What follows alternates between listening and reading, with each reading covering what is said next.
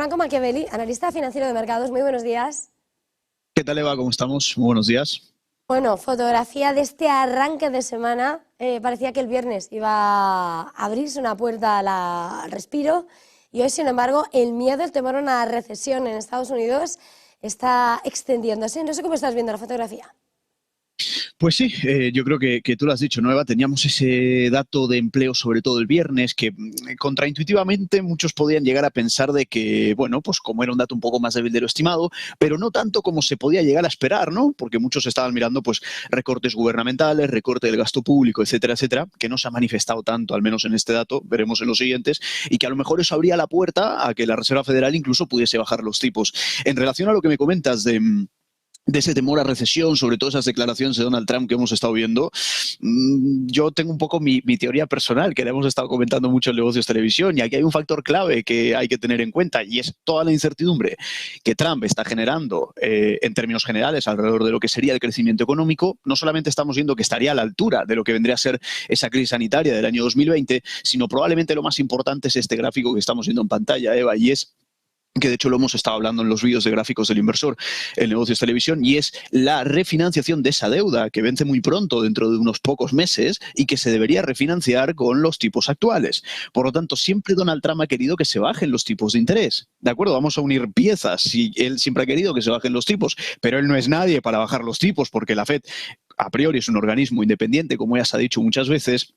La mejor carta o la mejor jugada es estar generando esta especie de pánico, esta especie de miedo, esta especie de incertidumbre, porque honestamente, Eva, en el fondo de mercado nada se ha debilitado, nada se ha deteriorado en exceso. ¿Se podría deteriorar con aranceles? Por supuesto, no vamos a negar algo que es obvio y evidente. ¿Lo que ha dicho Trump tiene sentido? Por supuesto, si se empiezan a implementar de la manera en la cual se prevén, por supuesto que te lleva a una recesión. Está clarísimo. Y a esto hay que sumarle el recorte en gasto público, que afectará a un montón de datos macro, PIB, empleo, etcétera, etcétera. Juntando esos factores, por supuesto que pueden ir directo a una recesión. Pero la pregunta es, ¿girará el timón a tiempo para lograr, por un lado, haber debilitado al mercado, haberlo llenado de incertidumbre, de debilidad, de expectativas de una recesión y contracción, que eso lleva a la Reserva Federal a bajar los tipos de interés y que luego, finalmente, esa deuda que se debía refinanciar se logre refinanciar con tipos más bajos, para que finalmente se haya podido llegar a cumplir, en este caso, el objetivo de Donald Trump? Para que nos hagamos una idea, cuando hablamos de intereses de la deuda, es lo que estamos viendo en pantalla, supera 1,12 trillones, pero lo más importante, y de lo que se ha venido hablando mucho desde verano más o menos del año pasado, es que ha superado el gasto en defensa. Y no estamos hablando del gasto en defensa de Estonia, por decir algo, estamos hablando de Estados Unidos. Por lo tanto, el interés que hay detrás de refinanciar la deuda a tipos más bajos es mayúsculo, y todo esto, no digo necesariamente que sea una estrategia para eso, pero sí digo que en el momento en el cual Donald Trump quiera revertir su discurso y simplemente postergar o cancelar aranceles o llegar a un acuerdo, ya está, porque en el fondo de mercado no está habiendo un PIB contractivo 2,3, pese al modelo de la Fed de Atlanta, que proyecta evidentemente casi un -3, no se ha visto. Son previsiones, son proyecciones, son expectativas. De momento eso no se ha manifestado en la economía real, y eso podía llegar a tener esa pauta de reversión por parte de Donald Trump, que consiga revertir todo este sentimiento de mercado y evidentemente con ello probablemente incluso volver a llevar los índices a máximos. Por lo tanto, es una situación compleja, complicada, pero creo que en el fondo, si logramos dilucidar algunas pautas o algunos patrones, estos son algunos de los que a priori podríamos llegar a estar viendo del lado de Estados Unidos en este caso, ¿no? Entonces, a la hora de mirar el inversor, ¿qué hacer ahora mismo, precisamente ante la incógnita de qué va a pasar, el principal foco de que Trump dice algo y lo cambia todo? ¿Cuál debe ser la forma de actuar? ¿Cuál es tu análisis, la estrategia? Bueno, aquí probablemente hay un factor bastante importante, Eva, y es todo lo que viene a tener mayor correlación con el mercado. ¿A qué me refiero? Si mucho se está hablando, de hecho, de las 7 magníficas, que ahora, digamos, curiosamente se le llama los 7 maléficos en lugar de los 7 magníficos. Es una locura cómo cambia la narrativa.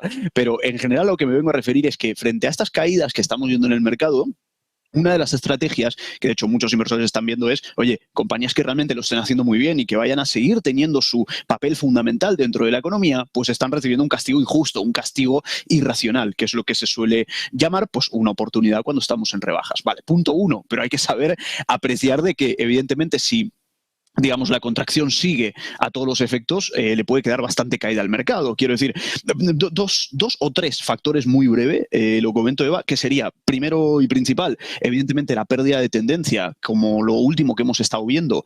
No vemos que en ese último grado de subida que hemos estado viendo, sobre todo desde octubre del año 23, no ha habido apenas correcciones. O sea, la corrección un poco más, digamos, entre comillas, significativa fue alrededor de un 10%, que fue la que vimos en agosto, ese carry trade del año pasado, pero desde entonces nada. Quiero decir, hace mucho tiempo que el mercado no corrige bien.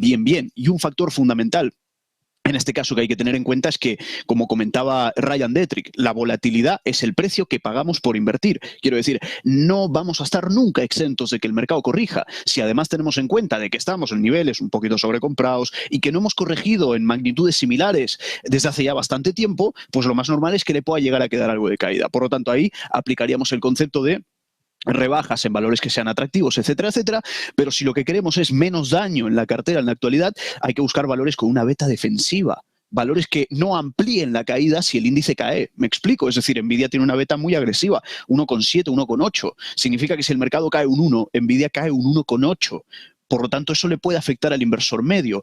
Compañías que tengan beta un poquito más defensiva, o incluso se me ocurre ETFs que tengan baja volatilidad. El SP500 Low Volatility ETF, si nos damos cuenta, incluso no ha sufrido apenas correcciones. O sea, aquí es donde está el factor. Si lo único que hacemos es mirar al SP, pues tenemos un poco la foto que tenemos. Si miramos las 7 magníficas, peor, porque han caído todavía mucho más. Pero si miramos compañías con beta defensiva, sumado a, por ejemplo, ETFs de baja volatilidad, en el entorno actual protegen, a la vez que esperaríamos probablemente mayor corrección, y ahí aprovecharíamos descuentos básicamente en muchísimas compañías. Y a todo esto sumarle pues factores muy claros y muy obvios, ¿no? El oro y todo este tipo de activos que siempre actúan pues un poco como esa cobertura básicamente ante episodios de incertidumbre, porque de hecho es lo que hemos podido llegar a estar viendo en el oro y en su comportamiento, sobre todo con ese índice de incertidumbre cuando lo solapamos. Démonos cuenta la enorme, digamos, correlación que estamos viendo. Por lo tanto, creo que un mix de todos estos factores, aprovechar caídas, aprovechar descuentos, beta baja, baja volatilidad también, sumado a valores refugio que van un poco en línea de incertidumbre, logran proteger bastante en un entorno como el actual. Que realmente podemos decir lo que digamos, pero sí que es cierto que aporta bastante incertidumbre, aporta temor, y que si Donald Trump mantiene una estrategia muy firme y muy fija, pues evidentemente el SP le puede quedar hasta un 20% de corrección. ¿Por qué no? Si es que sería absolutamente lógico en ese aspecto, ¿no? Beli, ha sido un verdadero placer. Muchísimas gracias, feliz jornada, feliz negocio. Gracias, Eva, muchas gracias.